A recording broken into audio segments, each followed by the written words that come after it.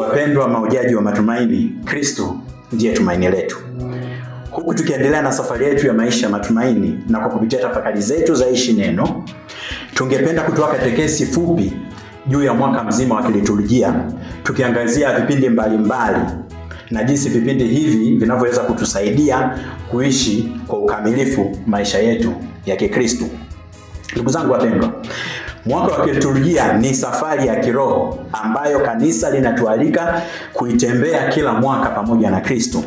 Si ratiba tu ya sikukuu na ibada, bali ni mwendo wa ndani unaotugusa waumini mmoja mmoja, unaotukomboa, unaotuunda na ambao unatuvusha kutoka hatua moja kwenda hatua nyingine katika maisha yetu ndani ya Mungu.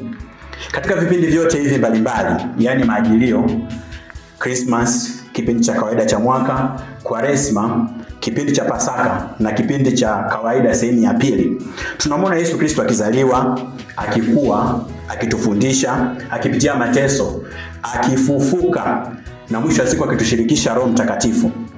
Kwa hiyo kila kipindi ni zawadi ya neema, nafasi mpya ya kukua kiimani na mwaliko wa kuishi kweli Ukristo wetu.